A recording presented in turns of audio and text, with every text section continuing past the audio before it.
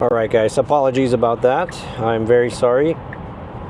My hotspot disconnected and ended the other live stream pretty abruptly there, so I really apologize. We're back now. I'm using a different hotspot, so hopefully the Verizon hotspot's better, so I apologize about that again. But it did pretty much just disconnect from my phone, and then because of that it ended the stream. So I'm starting another one. This is a new one here. So hopefully you guys can hear me and see, or hear me okay and see the video all right as well. We're now on the highway. We're in standard mode. I'm going to bump up to hurry. So since the last time you saw me in the first stream, we made our way to the highway. Now we're back online.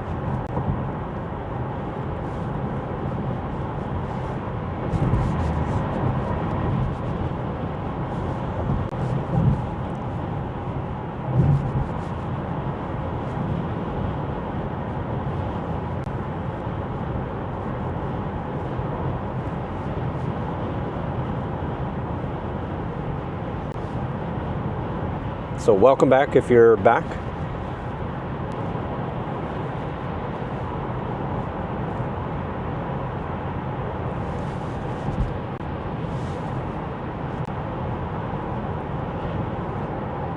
Good job slowing down for that Honda Civic, cutting multiple lanes all at the same time.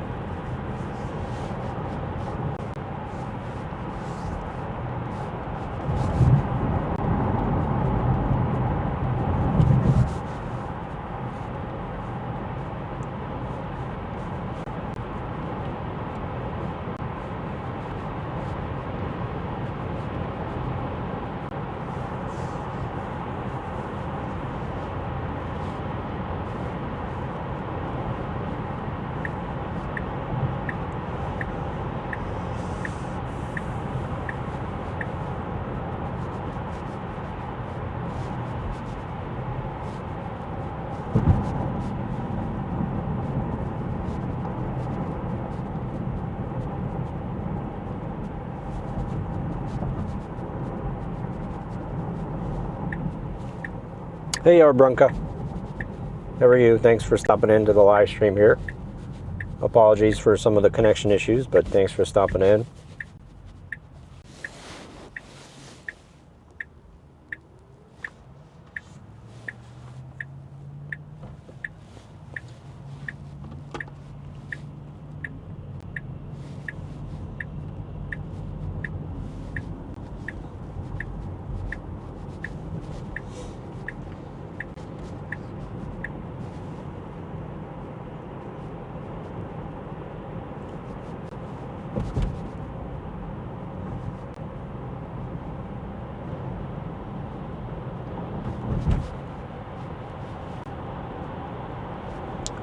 Hello from Germany. Wow, far away from Ohio, United States. Thanks for stopping in, Arbronka.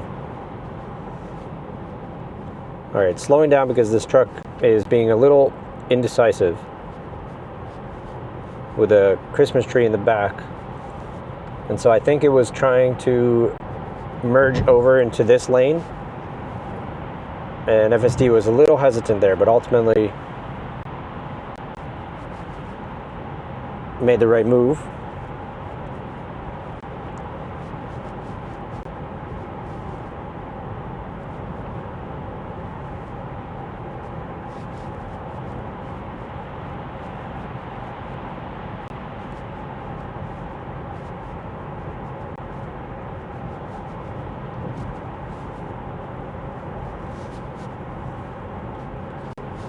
I'm gonna go ahead and plug in a new destination here.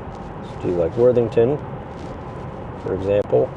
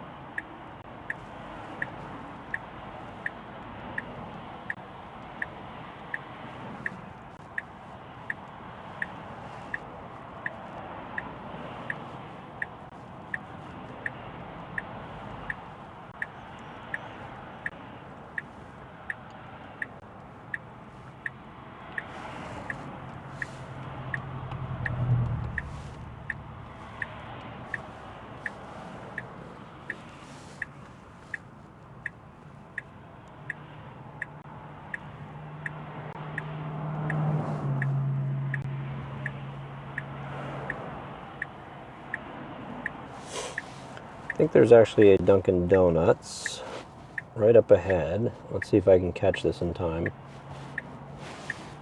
Yeah. We'll see if it will switch into the main lane here. Okay, that's fine. We didn't catch that in time. It's going to go left here, but it's going to reroute. Should not be an issue there.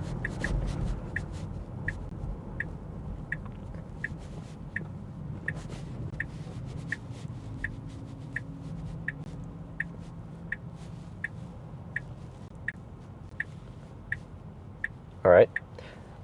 I think what it's going to do is pull us in to this spot, but then exit out of this plaza immediately to get back onto the main road.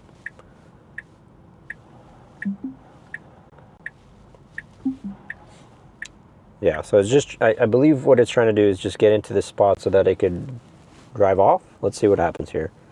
I hope it doesn't just stop here because that's... Okay, that's fine. Let's click self-driving from here. We'll go to Dunkin' Donuts right here.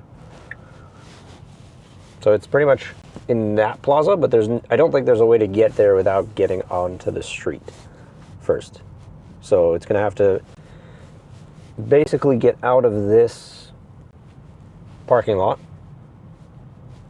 to then move over a block or two to find its way to Dunkin' Donuts.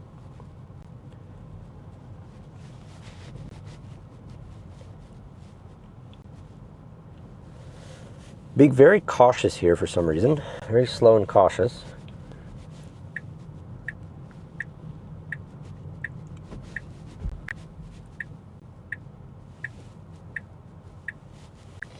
Okay, making a left, and then we have that green light, so let's see if we can catch it in time. Should be able to catch this. Yep, going through it with the yellow, and then Dunkin' is going to be right here on the left side. That's the second time it did that, by the way. It chose the middle lane instead of the far left lane when it's turning. So I like that. That seems like it's an improvement already.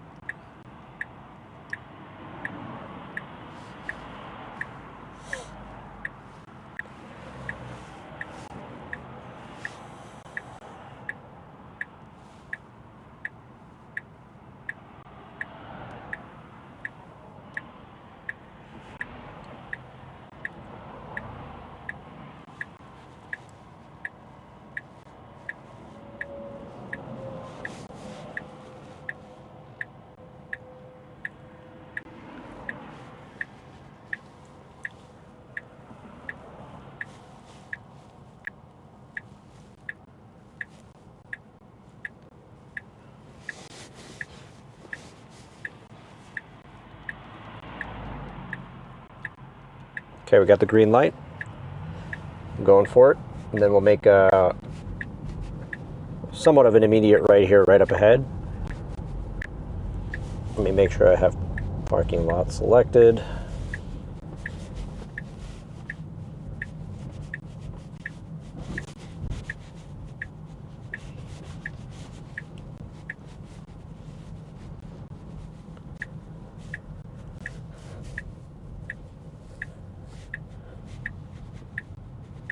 Perfect. If I was driving, I would park here on the right side, which it is. Perfect. Yep. Cool, cool, cool. It might need to auto-correct itself a little bit.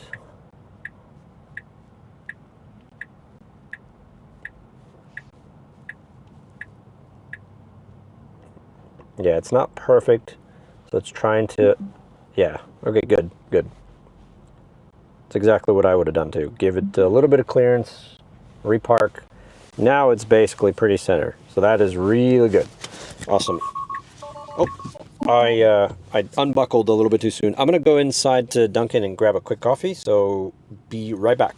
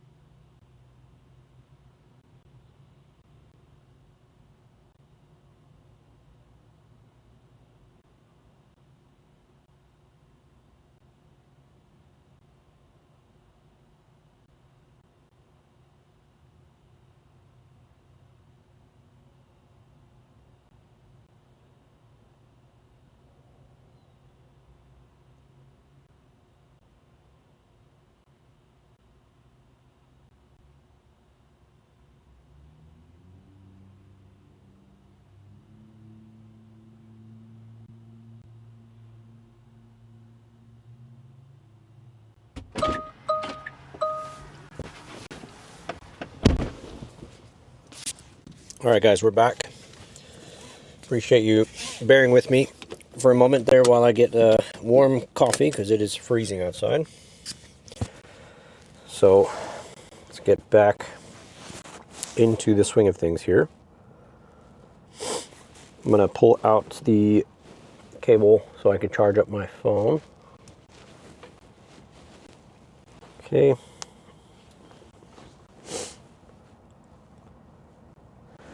Our Brunca, to answer your question, yes, this is a Model 3. This is a 2024 Model 3.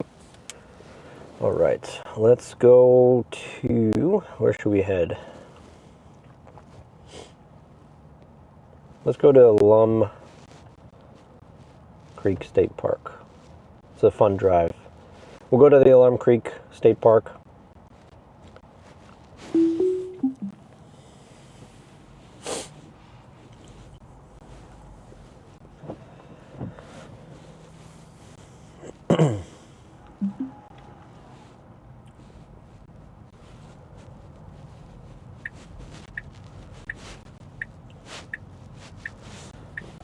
Let this coffee cool down just a little bit because it is piping hot.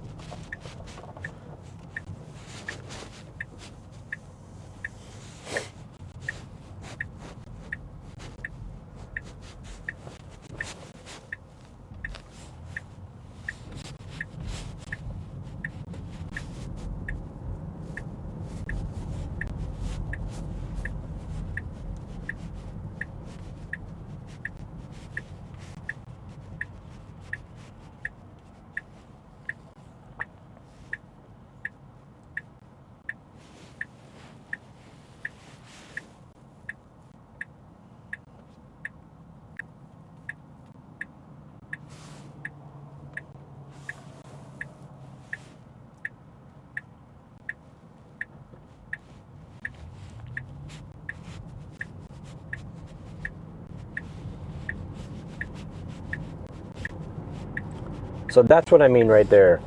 See how it favored the far right lane instead of making that far left? I had to apply a little bit of force on the steering wheel there. But I'm noticing that more and more with 14.2.1.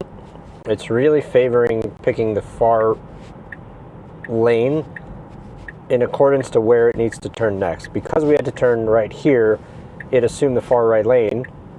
Previous builds would first assume the far left lane because it's the safest thing to do, but it's not what most humans do.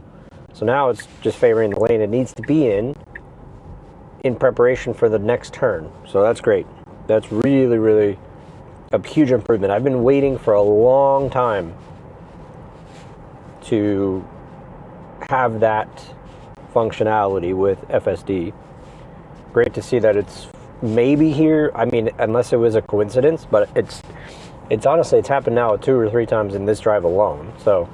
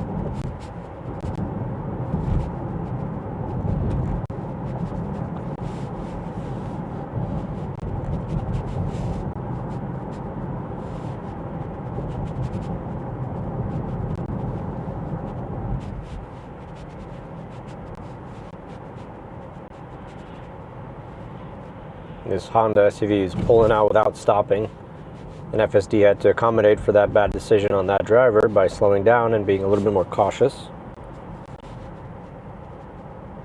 And then we are catching this yellow light, slowing down for that. But yeah, this Honda Sport, it looks like, or Honda Pilot, failed to stop at that stop sign, just flew right out of that plaza.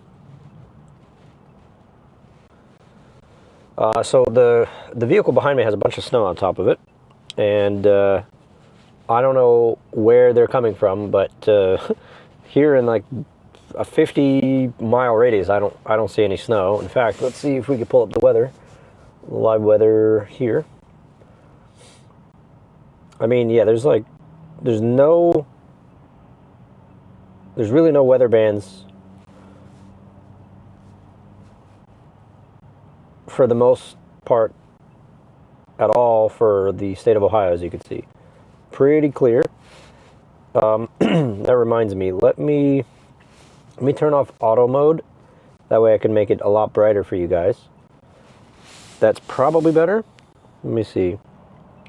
Let me know if that's any better, or if it's too bright. I don't want it to be overblown either on the camera, but I feel like that might be a little bit better. And so, yeah, you could see, like, you know, it's definitely,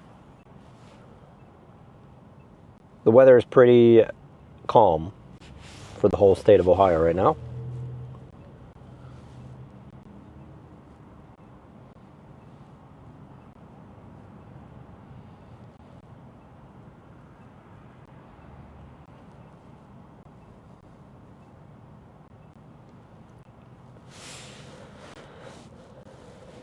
If you guys prefer to have a split screen with the weather like this, or if you want to see like the full FSD view expanded, let me know down in the comments here in the live stream. What's better for you guys?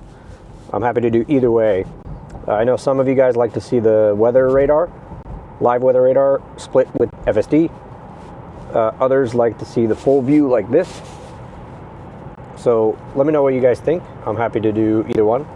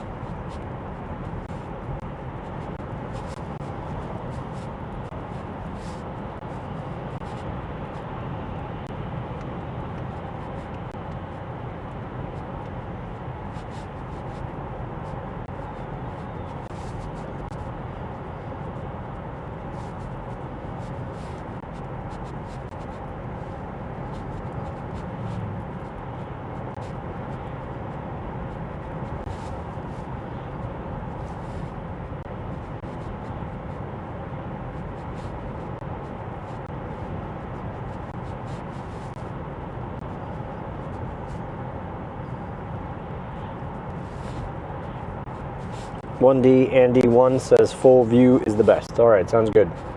Thanks for stopping in, Andy. Great seeing you in the live stream again. Apologies, I had to start a new one. I had one going and then it disconnected, so now I'm using my other hotspot. Things seem to be a little bit more stable, but it's hard. Having reliable data on the road is tough. Okay, we have an emergency vehicle coming up here, and I don't know why FSD is deciding to stop here. I guess it's by law, right? I guess you have to stop. So once this fire truck passes us, we'll be moving forward as we are. So that was pretty neat to see. I did notice though that this Tesla, probably not using FSD, did not stop like we did.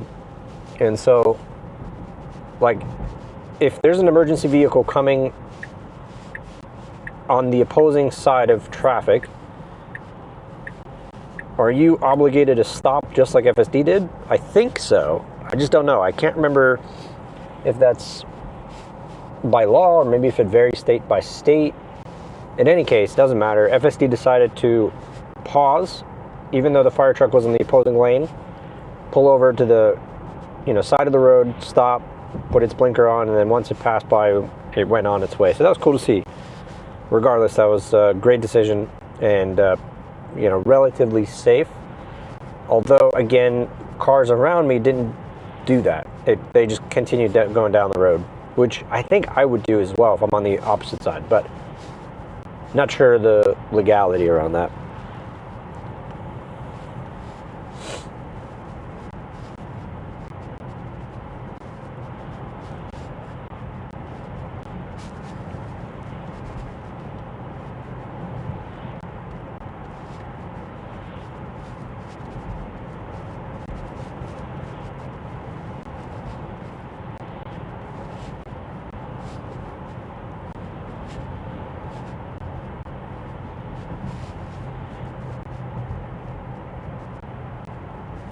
We're heading over to Alum Creek State Park. It's usually a fun drive because it's got windy back roads, country roads. It's a fun little drive.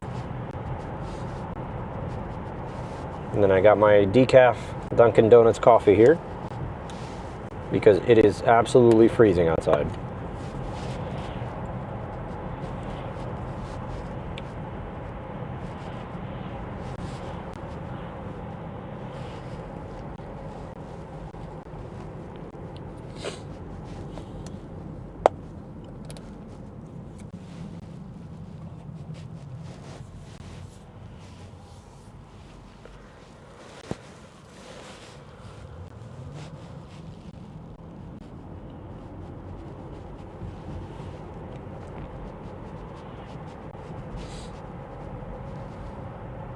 I'm curious to know how much more battery consumption I get by having the screen on 100% brightness. I imagine it's not going to eat up that much more battery than it would if it was just on auto, but we'll see. So far, we were in the city on the other live stream before this one. We were in downtown Columbus, Ohio, and if you were watching that one, we had a weird situation where I couldn't find the hotel. I had a Hyatt hotel plugged into the navigation, did not find it correctly, and then decided to stop a block or two away. Then I put in the Hyatt hotel address again, started full self-driving again, and then it went into the neighboring hotel, which was a Drury hotel, circled around that, and then tried to find the hotel. Couldn't really find the Hyatt hotel, was circling, and then ultimately dropped us off on the curbside and kind of somewhat in front of the Hyatt hotel. But there's a lot of weird navigation issues going on with 14.2 and 14.2.1. By that I mean it's not registering the infrastructure correctly. So it drops you off maybe a block or two away from your desired address, or sometimes it just gets lost. It doesn't know how to do it properly, can't find the building or the house that you want to go to. Thankfully with my home, it's been okay. I haven't had issues where it tries to park in my neighbor's garage or driveway, for example. I've seen and read stories from you guys saying that's a problem. Okay, got a four-way stop, went right for it. Very aggressive there. Very aggressive, very confident. Not aggressive in a bad way there, just like it got that zero. There were other cars waiting, but it just went for it right away. Very confident. And that projects, that sort of projects strength for other cars. Like if you're in a four-way stop and you're being a little like unsure if you're driving, if you're kind of going and then pumping the brakes and then going and pumping the brakes, you're kind of confusing other drivers. FSD is very confident, just goes right through.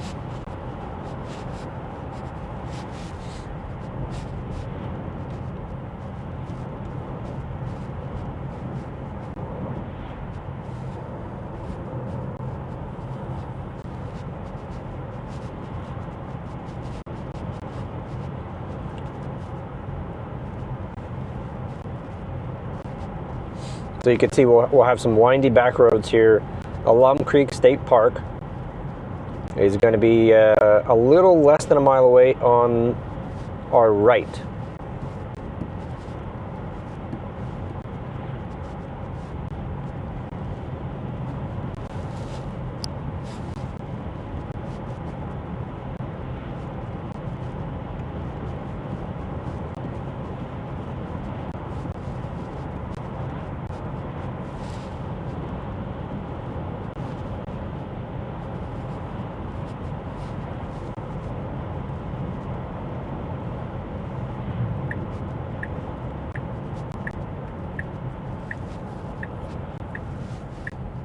Okay, pulling in here, I'm going to go ahead and update the maps here for a new destination. I'll let it pull in, and it's probably going to have to go all the way down to find a parking spot. But in the meantime, what we'll do is see where we can go to. Put in Lewis Center.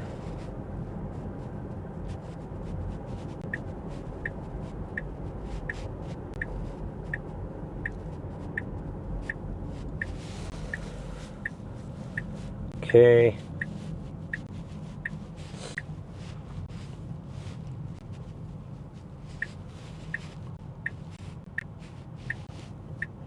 Perfect. Should stop us right here. Let's see if it does. And it did. Perfect. I know my battery's a little bit low. Start full self-driving from here. I've got the second endpoint plugged in. We're going to Lewis Center.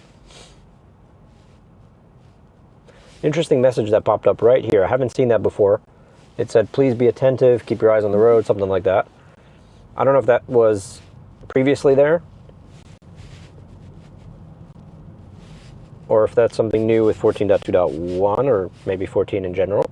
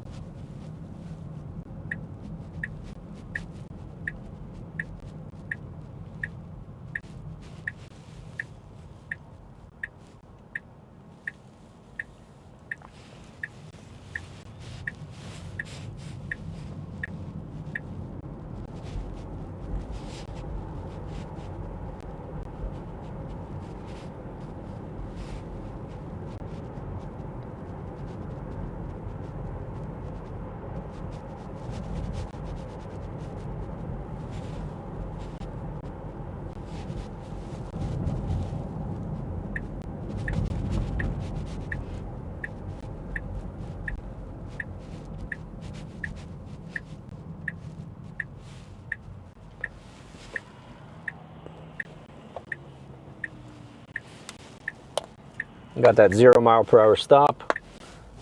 Clear on the left, clear on the right.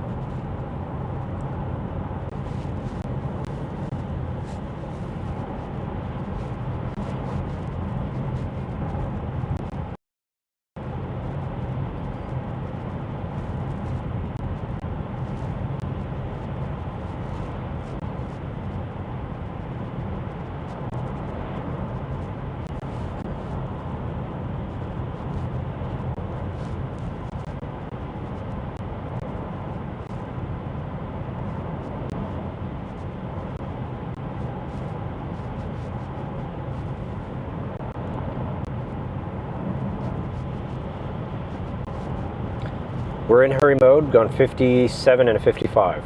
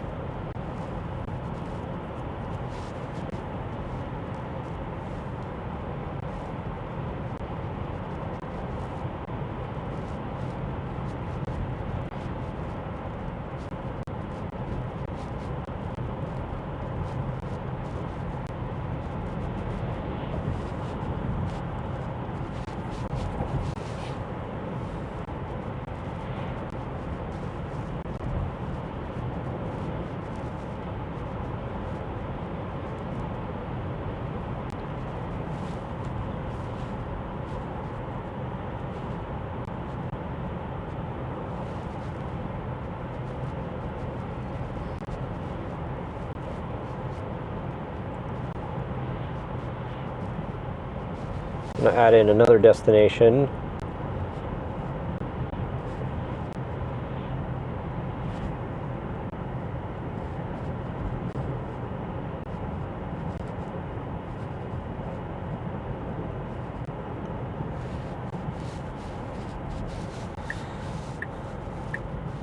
Getting a couple messages that FSD is degraded for some reason. Not sure why.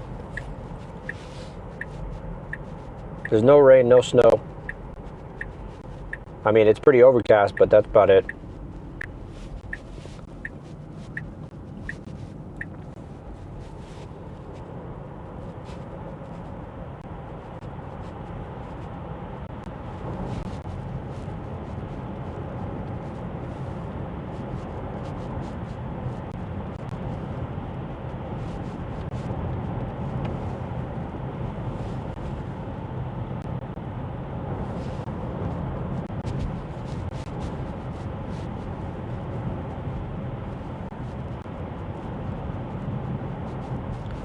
.51 and a 45, hurry mode.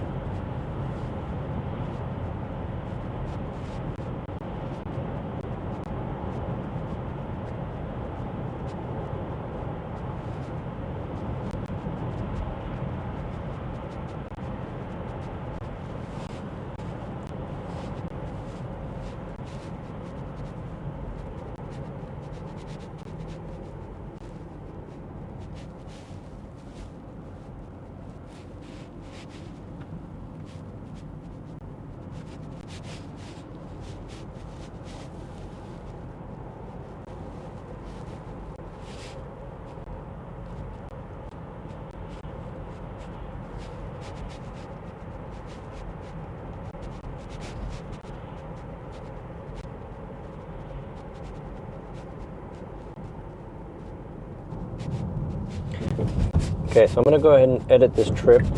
Remove Lewis Center, click done. Let's see if we can catch it in time. Looks like it still wants to pull into the left, which is fine. I think what it's going to do is loop all the way around back onto the main street that we just came out of.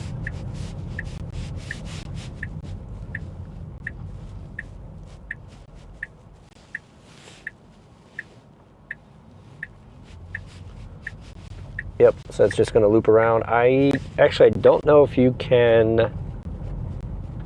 go this way. So the maps think that you can, but you cannot. Clearly they do not update the maps here. I mean, this is pretty much like uncharted territory. This is a very back-end country road type of neighborhood.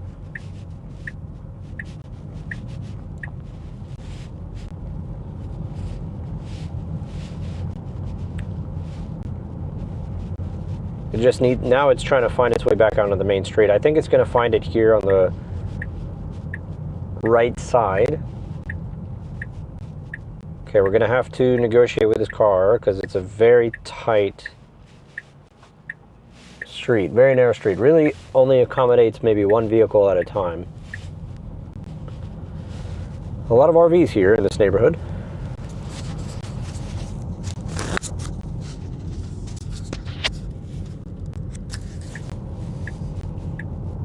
Apologies, I just readjusted my microphone there, so if you had any static, I'm sorry about that. Now we're back onto the main street here.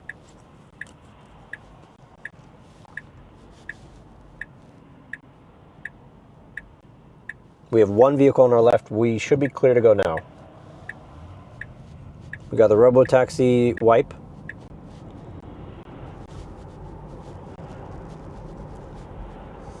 And now we're moving forward again.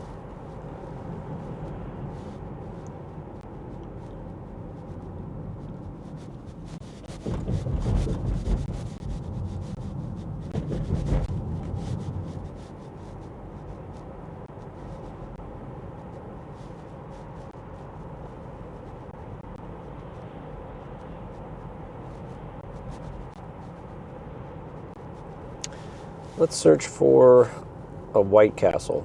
Let's see where there's one nearby. White Castle locations, 6 miles. That one works. Let's go there.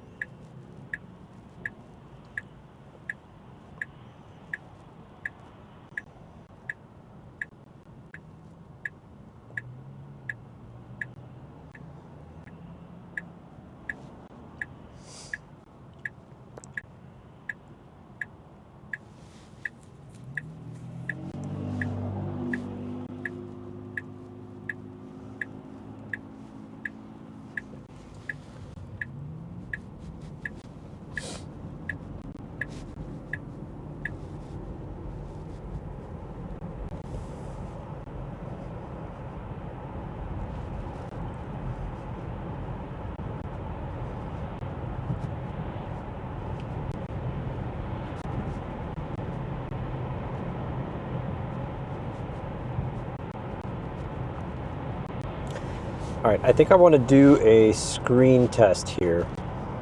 So let's do timer.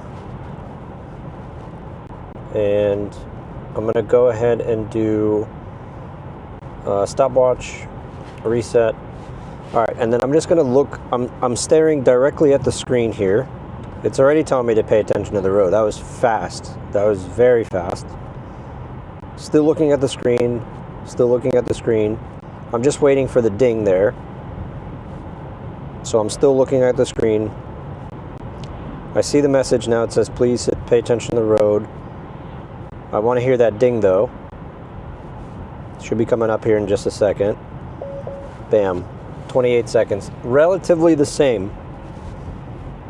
Relatively the same as 14.2. So we hit 28 seconds there with the screen. Reset that. That's almost the same as the previous build.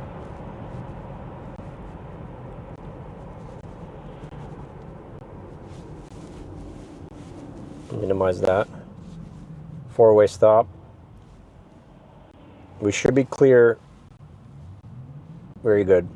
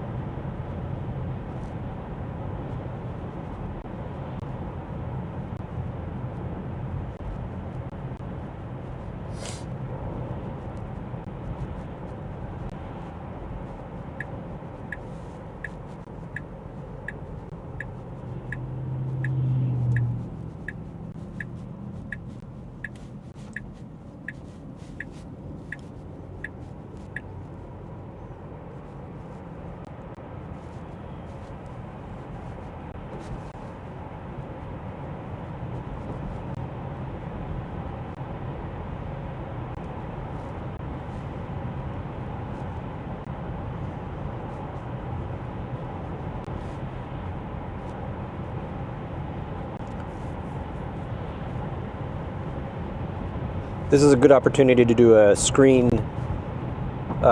phone test. So let me pull the browser back up. I'm gonna go ahead and just basically act like I'm texting. You know, I see the street in my peripheral, but I would like to see how long I can go before getting dinged. So I'm looking at my phone, pretending like I'm texting.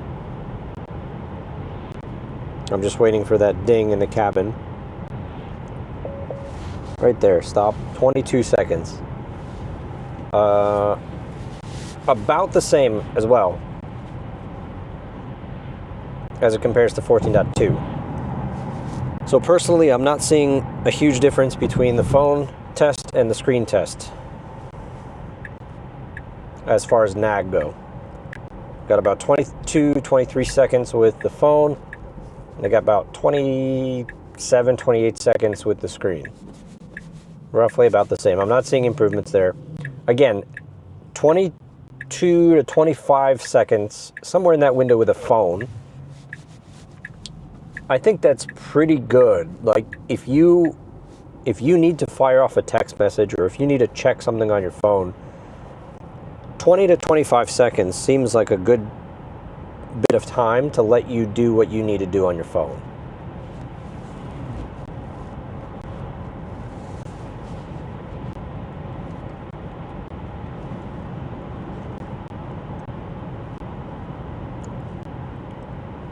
FRK ESAN says, do Teslas have a built-in dash camera? They do have multiple cameras built into this vehicle. There's a fleet of cameras, both interior and exterior, so they do act as a dash camera, but they also, of course, act as cameras for self-driving technology like FSD. But yes, to answer your question, it does act as a dash camera, so you can save to a USB stick that plugs into your glove box. So there's a little USB-A adapter that you just plug right into, and that stores clips into the physical jump drive. Or you can also save the clips to your Sentry, mode on the app, on the Tesla app, so you can review clips from your phone directly. You could, of course, also view them here. So multiple ways to view footage and save footage.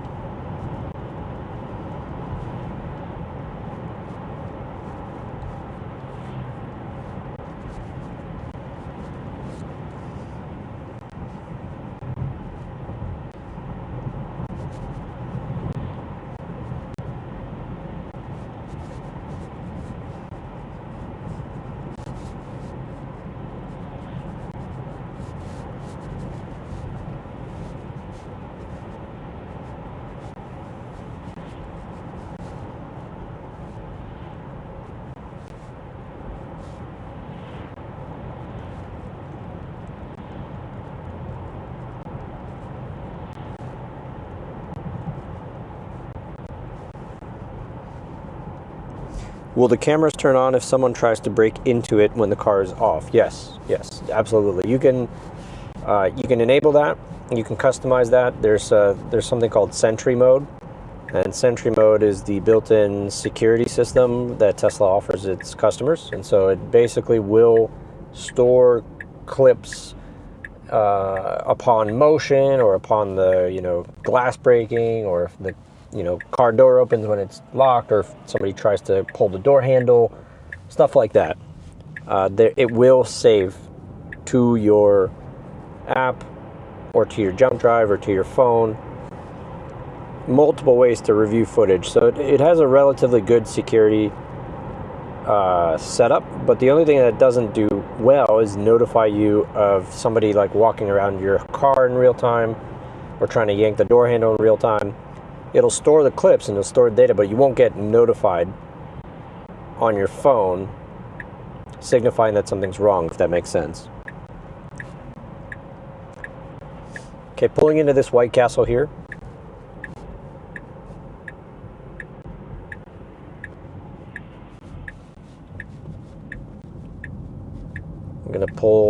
We're gonna let it pull in, and then I'm gonna edit the trip at a stop. We'll go to Chipotle next.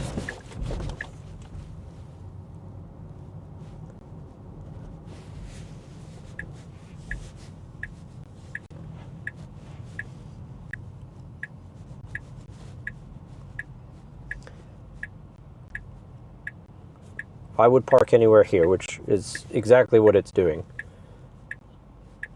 Perfect. And then we'll go ahead and kick right off on the next one, which is Chipotle. Now we're going to back up. There is a drive-through vehicles here on the left, you'll see in just a second.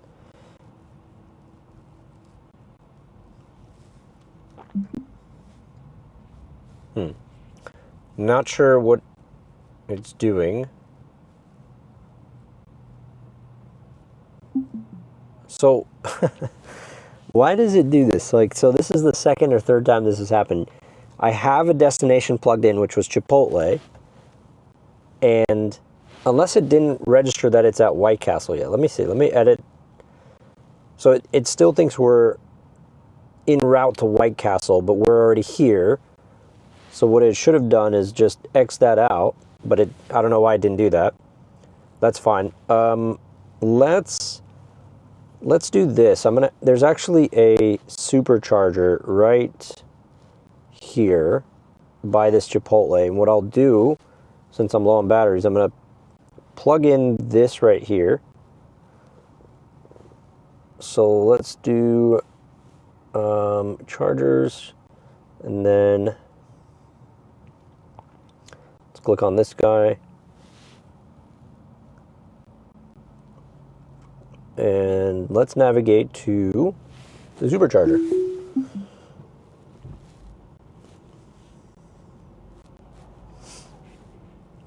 So I think what happened there was that it just didn't register that it was already at the White Castle in this case. So it didn't delete the marker from the navigation. And so when I clicked on self-driving again, it just pulled itself out of the parking spot and then pulled right back in. It's like, okay, I'm back. Or, you know, I'm here.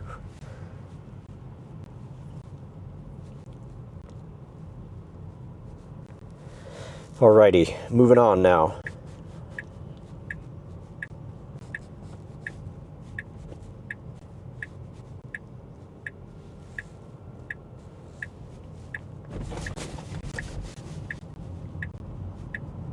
I'm going to drop down to standard mode because we're pretty low on battery. Looks like we'll pull up to the charger with 5%, which is pretty low. I don't typically like to push it that much, but I think we'll be okay. I hear the engine, I hear the battery humming. It's preconditioning.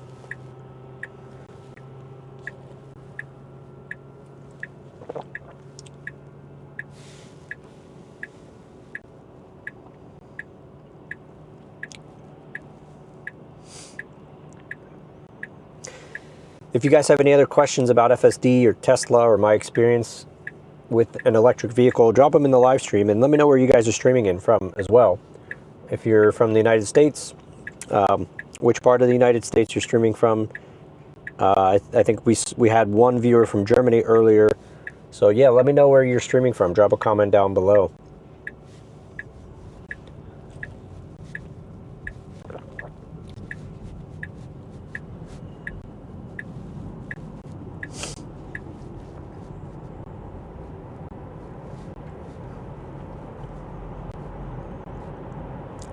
FRKESAN says, I'm in St. Louis, Missouri. Awesome.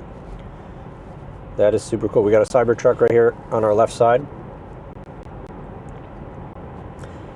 Is it snowing in St. Louis, Missouri? I imagine it probably is. Yesterday, the Midwest got dumped on. Chicago, Iowa got it really bad. For some reason, Central Ohio didn't get too much snow. But I think we're projected to get some snow going into potentially tomorrow and Tuesday. So I'll be taking it out. I'll do a live stream with snowy conditions using FSD or just a regular video. We'll see.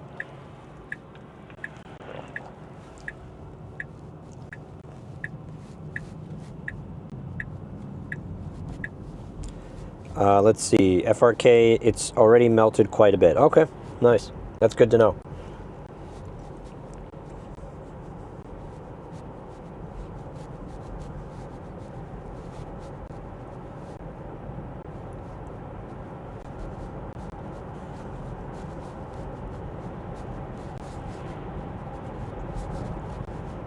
So you can see right here, it's preconditioning battery for fast charging. So it's just, is it cooling it down or is it heating up? I think it might be heating up the battery. I think you have a faster charge time if the battery is running a little bit hotter, if I'm not mistaken.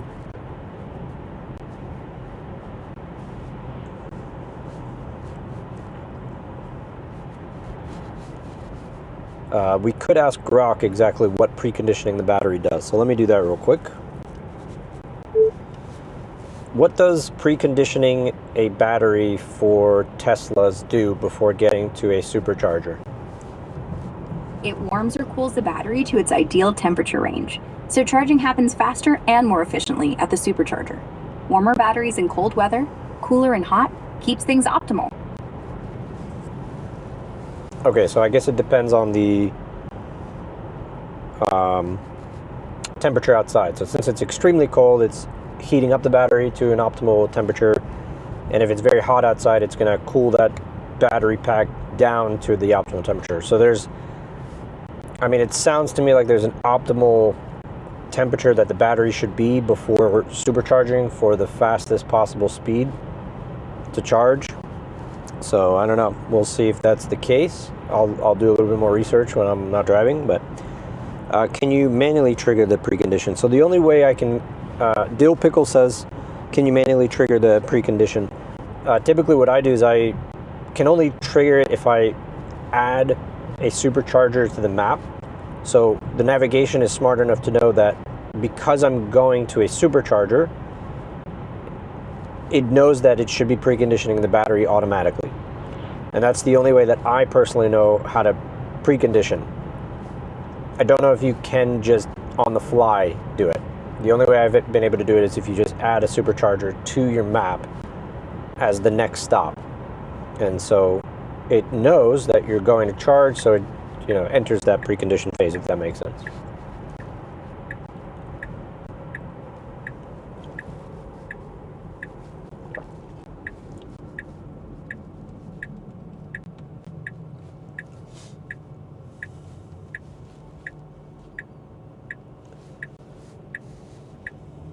Four-way stop, making that right turn very nice. We're going to be arriving with 5%. That's, definitely a lot less than I typically like to arrive with, but I think we should be all right. Let me see if these lights, let me know if those lights make the viewing experience better for you guys, or if you want me to turn these two lights off. Okay, it's asking me to apply slight force to the steering wheel because my hat was obstructing my eyes, so I couldn't see my eyes.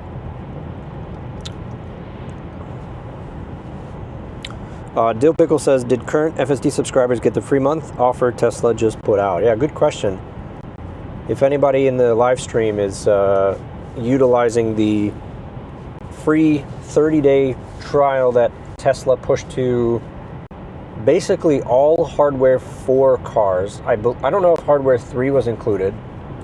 It might have been, I'm not exactly sure, but I know all hardware 4 cars received a free 30-day trial. So it's asking me to keep applying pressure to the wheel. Sometimes this camera gets a little bit dirty, so I'm going to see if I can maybe wipe it off.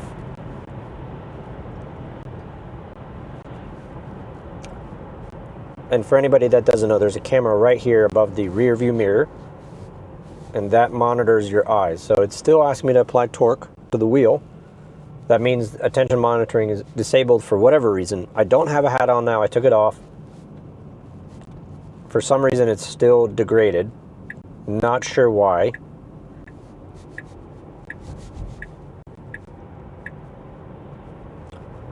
See, it's asking me to apply force to the wheel again. I wonder if it's because I'm low on battery. I'm not sure if that's the case, but maybe they disable cabin monitoring to save a little bit of battery. If you don't have to stream the camera, maybe it uses less battery. That's just a guess. I might be totally off base, and maybe there's a different reason why attention monitoring is not working right now.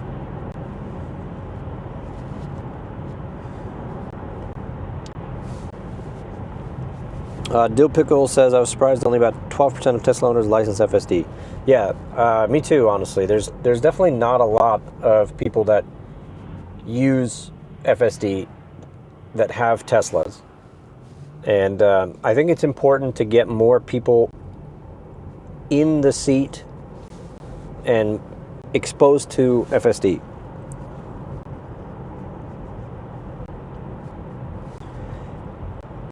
Brian Mary Jane says, have your FSD cameras given you a maintenance message?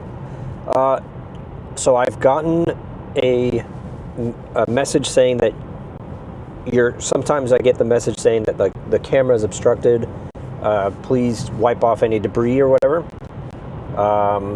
I've also gotten the complimentary notification in my Tesla app saying that I can go to any dealership and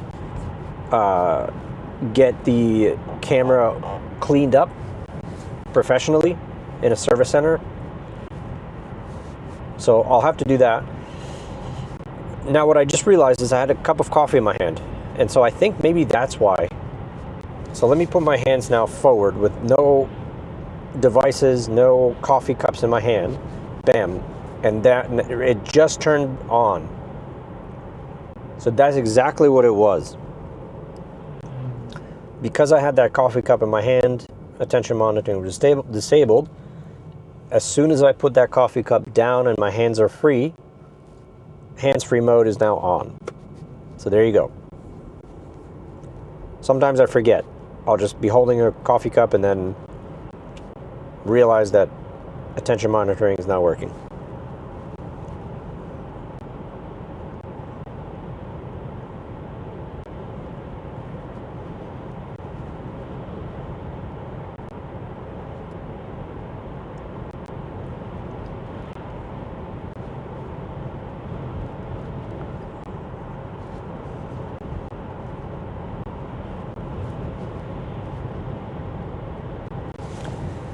Dill Pickles said, how are you adjusting to the speed profile? So honestly, when I was on 13.2.9 and then I was awaiting 14.1.4, I was very skeptical. I was very scared and nervous to lose control of the max speed offset. I was very upset that they removed it.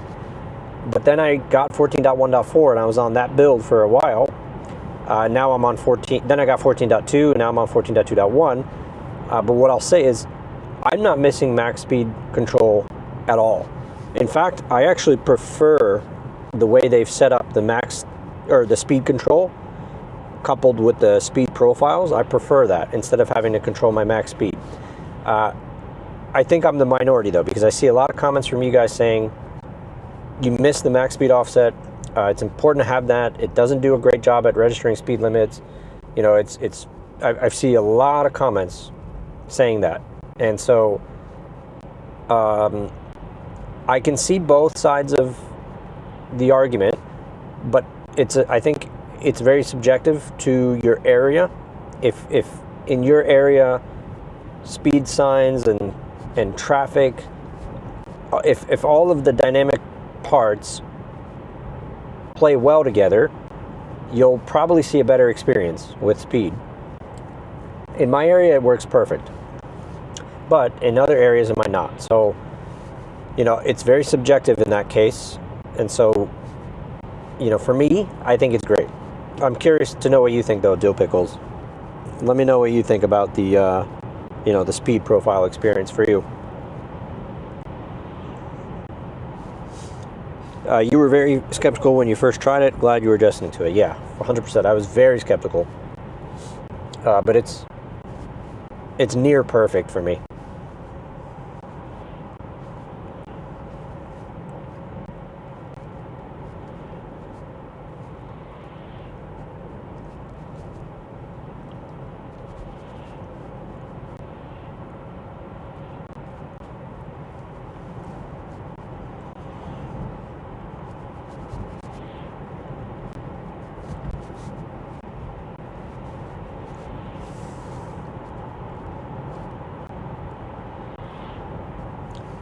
Dill Pickle, I'll add you as a moderator, just in case you want to help out with some of the chats. So I just assigned you as a moderator.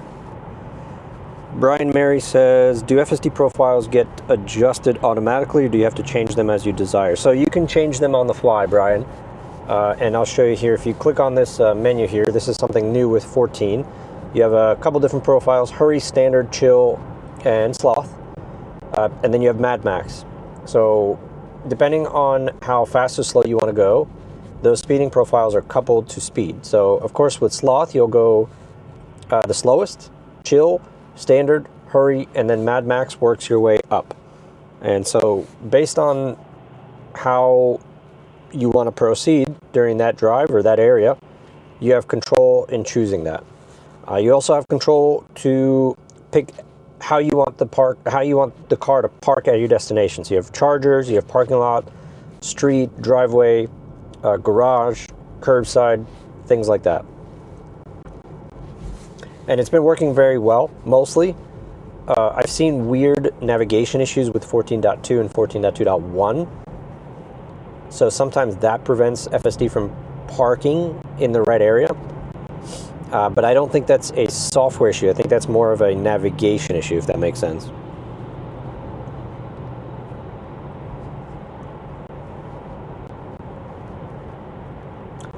Also, let me know if the screen here is too bright. I have it on 100% brightness now.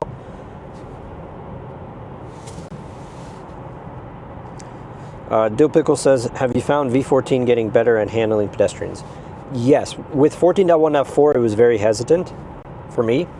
And then when I jumped to 14.2, it's flawless with pedestrians. It doesn't have those hesitation moments as it did with 14.1.4. With 14.2.1, I don't think I have enough miles in yet. I'm probably, let's see, 50 miles. I'm probably like about 100 miles all in right now, so I can't really give a fair assessment on this specific build yet. I'd like to maybe clock in at least 200 miles before I give a good assessment. But so far, so good. I haven't really had brake checks, brake stabs. Let's see, I haven't really had any issues with debris on the road. So in the 100 miles that I have driven with 14.2.1, it's been pretty good. It's too bright. Okay, cool. I'm glad I asked then. Let me drop that down to 50%. Let me know if that's any better. Hopefully that's a little bit better to see.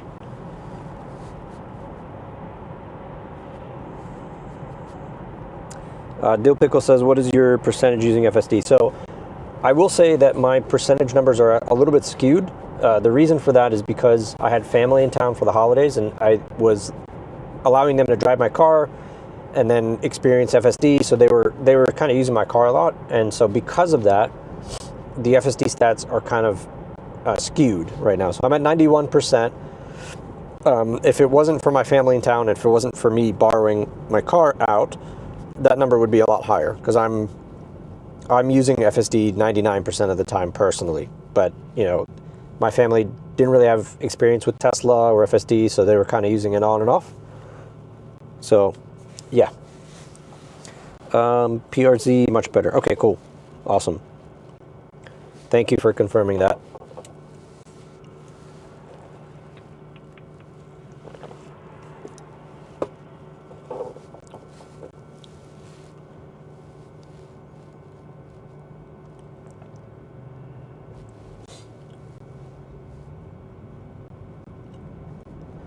I can really hear that battery humming as it's still preconditioning. It's probably going to be preconditioning for a while. I don't know how long it takes to get to that optimal temperature, but what I will say is the feels like temperature outside here in Ohio is anywhere from like 10 to 12 degrees Fahrenheit with the wind chill. So it's bone chilling cold. It's just brutally cold. So to get it to that optimal temperature, I don't even know let me ask Grok what the optimal temperature is. What is the optimal temperature for a Tesla battery preconditioning before getting to a supercharger? Around 45 to 50 degrees Celsius. That's what gets you the fastest charging speeds at a supercharger. Your Tesla usually handles it automatically if you navigate there ahead of time. What is 45 degrees Celsius in Fahrenheit? 45 degrees Celsius is 113 degrees Fahrenheit. Wow. Is that accurate? That seems hot. I mean, if that's accurate, then what it's telling me is that the battery's optimal temperature on Teslas should be about 113 degrees Fahrenheit. Does that sound right to anybody? I don't know. It seems pretty hot, but maybe that's true. Dill Pickle says, what was their feedback on FSD? Yeah, no, they loved it. They loved it. My brother tried it out. He has never been in an EV, and he has never been in a Tesla. So first time in a Tesla, first time using FSD. In fact, first time ever using any self-driving technology. And so he loved it. So much so that he's kind of interested in potentially getting a Tesla in the future as his next car. So I think that's, getting people behind the wheel of a Tesla and then coaching them on how to use full self-driving, encouraging them to try it, and then having that support system from somebody that has used FSD that could train them and teach them and guide them makes a really big difference. But yeah, no, they loved it. Got this lane change over here. We'll be making a left turn here at this traffic light. We'll be under this underpass here, so hopefully the connection stays stable.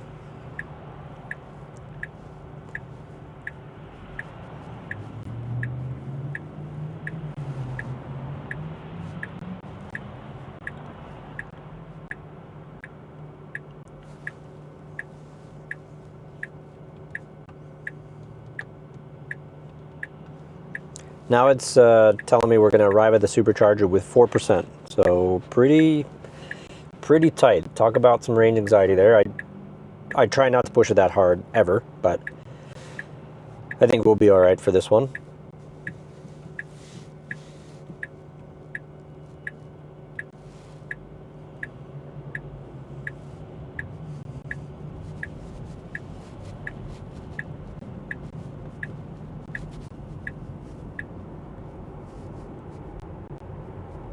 And I was saying this in the other live stream, but I was watching Chuck Cook's video yesterday on 14.2.1 in his Model Y Hardware 4, and he was talking about a fascinating topic that I had no idea about, and I don't know how many other people know, but there's another third-party company that does self-driving or autonomous driving software, and they have a patent on reading signs with autonomous vehicles.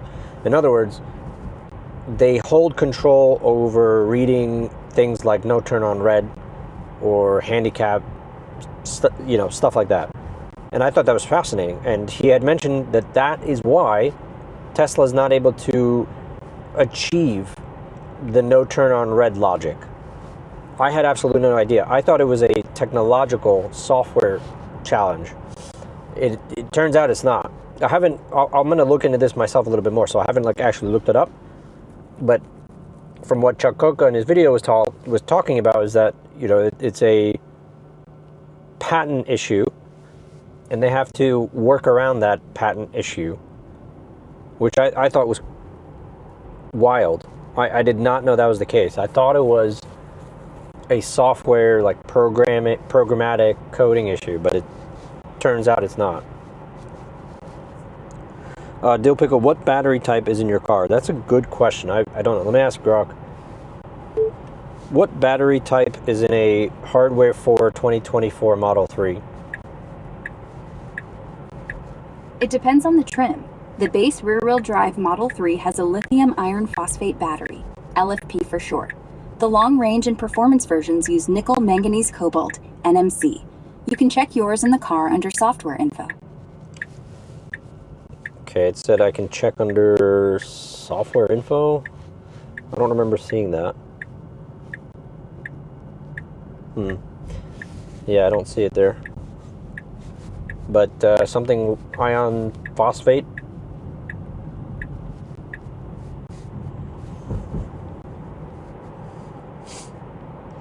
Supercharger is going to be right around the corner, about 0.4 miles away.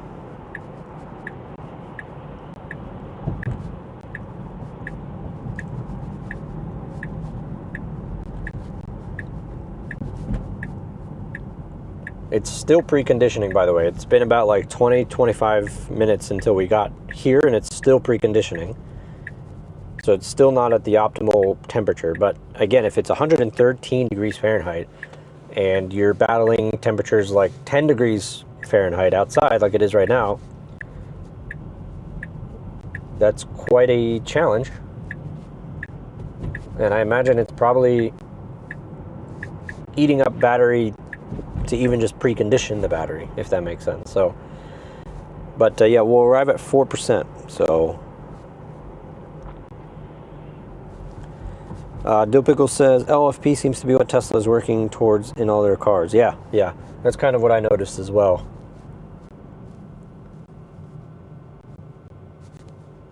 Now we'll see if it could pull into a supercharger stall. This is a V2 charger, and it's actually a pull-through charger.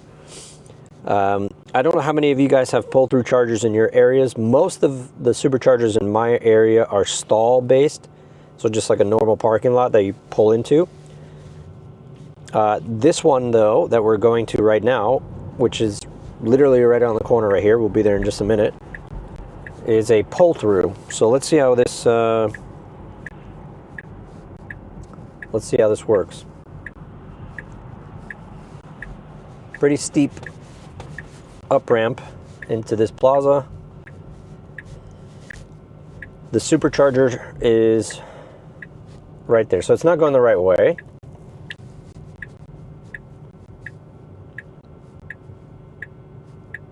Another really bad navigation issue. Terrible navigation issue.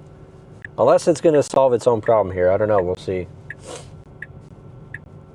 Because technically it's still driving. It's not done yet.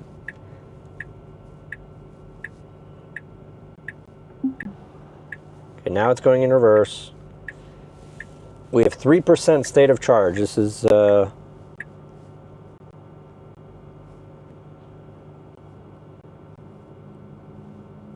yeah, now it's... So you could see I have charger selected, but it's going to park. And now it just parked and quit. So now I'm going to take over and I'm just going to drive my set. Well, actually, you know what? Let me see if I can force it over there. So that's the supercharger. Let me try again.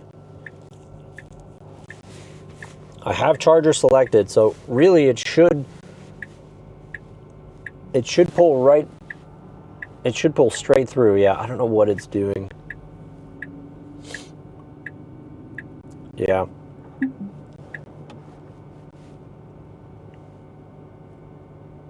It's trying to park again. So, unfortunately, this is not a successful drop-off. And there you go, just parked itself again. So, I'm going to take over here. I'm going to manually park over at that supercharger so I can charge, because I'm at 3%. That's pretty low.